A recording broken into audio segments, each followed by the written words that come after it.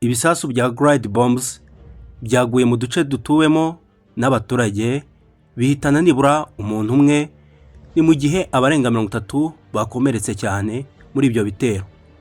Inzu nyinshi z'abaturage ndetse n'ibindi bikorwa remezo byasenyutse cyane. Mu gihe ibyo byose byabaga, Perezida wa Repubulika ya Ukraine Volodymyr Zelensky yongeye gusaba ibihugu byo mu burengerazuba gukomeza kohereza intwaro zo kurinda ikirere cyabo, cyane cyane muraho neza mwese, murakaza neza kuri channel yacu. Niba ari ubwa mbere ugeze hano, ntiwibagirwe gukanda subscribe cyangwa se ngukore share ndetse na comments zirakenewe. Uyu munsi turarebera hamwe amakuru mashya ku ntambara ya Ukraine ndetse n'Uburusiya kugeza ku tariki 13 Kanama 2026. Namakuru yemejwe n'ibitangazamakuru mpuzamahanga birimo Reuters ndetse na Associated Press ndetse n'ibindi bitangazamakuru.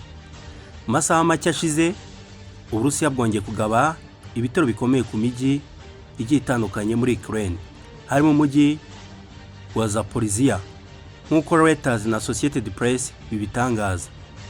Ibisasu bya Glide bombs byaguye mu duce dutuwemo n'abaturage bihitana nibura umuntu umwe, ni mu gihe abarenga 30 bakomeretse cyane muri ibyo bitero. Inzu nyinshi z'abaturage ndetse n'ibindi bikorwa remezo byasenyutse cyane. Mu gihe ibyo byose byabaga, Perezida wa Repubulika ya Ukraine Volodymyr Zelensky yongeye gusaba ibihugu byo mu burengerazuba gukomeza kohereza intwaro zo kurinda ikirere cyabo, cyane cyane misile za Patriot. Yavuze ko arizo zonyine zifasha mu guhangana na misile za balistike z'Uburusiya zikomeje kubagabaho ibitero. Ariko na Ukraine nticariye ubusa, hari imigambi iri gutegura, hari niyo yamaze gushira mu bikorwa. Mu minsi ishize yakajije ibitero bya drones byinjira kure imbere mu Burusiya. Imwe mu ntego zikomeye ni ububiko bwa Wildberries, isoko rinini ryo kuri internet mu Burusiya. Inkongi y'umuriro yadutse muri bumwe muri ubwo bubiko nyuma y'igitero cya drones.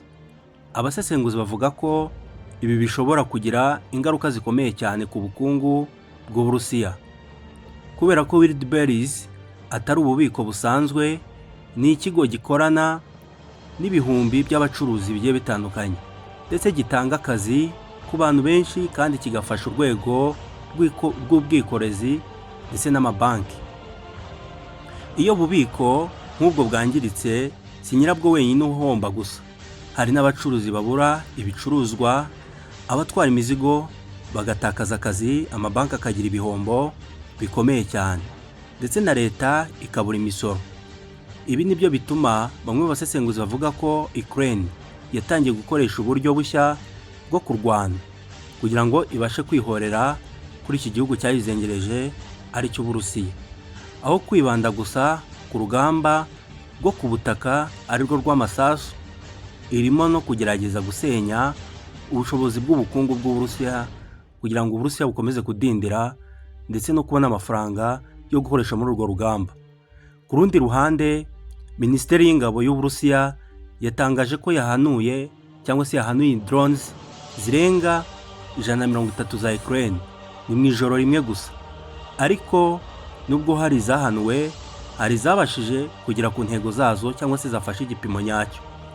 Mu burasirazuba bwa Ukraine imirwano irakomeje, ingabo z'Uburusiya ziracyagerageza gutera imbere, ariko raporo zigaragaza ko ibyo biri kugenda buhoro cyane, kandi bikabahombya abasirikare benshi ndetse n'ibikoresho byinshi bya gisirikare. Ikindi kintu cyagaragaye muri iyi ntambara ni uburyo drones zahinduye amateka y'intambara z'iki gihe.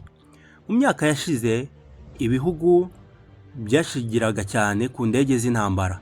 Ubu drones zihenze make, zirimo gukora akazi gakomeye cyane gakorwa n'indege zihenze cyane.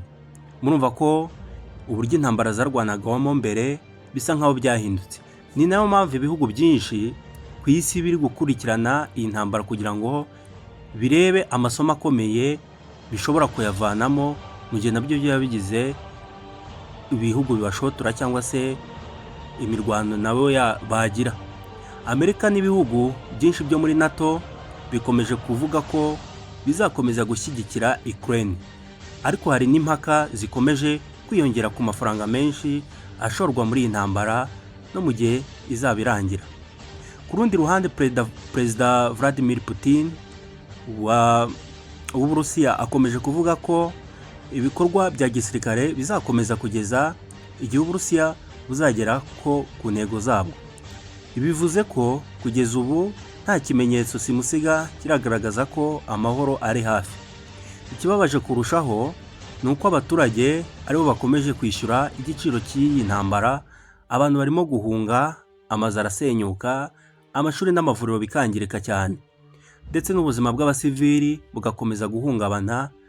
Abahanga mu bya gisirikare bavuga ko intambara ishobora gukomeza igihe kirekire, kuko impande zombi zikomeje kubona inkunga ndetse n'ibikoresho byo gukomeza kurwana. Ese ibi bivuze ko Ukraine ishobora gutsinda? Icyo ni ikibazo cyo kwibaza.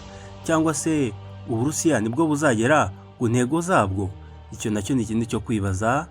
Kugeza ubu nta gisubizo gihamye nge naguha, cyangwa se igisubizo kiraboneka ntacyo. Icyakora ikigaragara ni uko buri ruhande rukomeje gushaka guca intege urundi, haba mu rugamba ndetse no mu bukungu.